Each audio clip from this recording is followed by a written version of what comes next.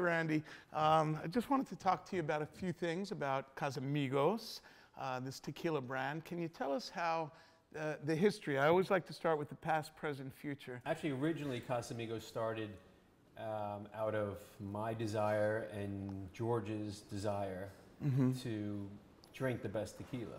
When you say George, it's George Clooney you're referring to. George Clooney, yes.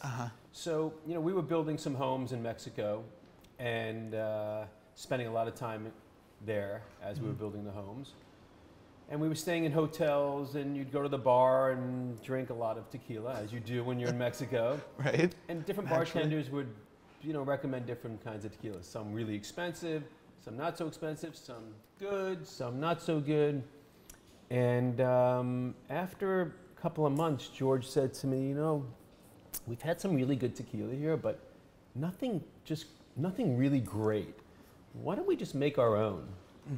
I'm thinking that's a great idea. It's probably not as easy as it sounds, but let me do some research. So as time went on, I met with some different distilleries in Jalisco, Mexico, and we found one that was just really producing some incredible tequila out of there. So we went to them and said, this is what we want. We want the best tasting, smoothest tequila that you can make that doesn't have to be covered up with salt or a lime. We want to be able to drink it all night long and not be hungover in the morning. It was very important. Do you recommend drinking it neat, or can it be made as a margarita with all the fixins? Well, listen, the fact is the quality and the smoothness and the taste really allows you to drink it just neat, as I do.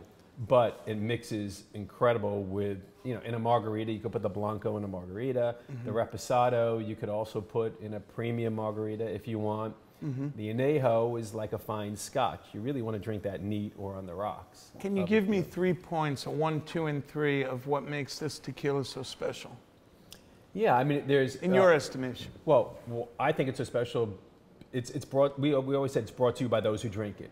You know, we're a bunch of guys who know what we like, and we made it for us, and we want to share it with our friends. It was never made, I don't need the money, George doesn't need the money, Mike doesn't need the money. It was never about that. So the fact is we were passionate, we spent the time, we had the patience to make it perfect. Wonderful. As I said, we wanted the smoothest, best tasting tequila. So I can vouch for that. so we did it, and it took us about 2 years to perfect it, but we weren't in a rush.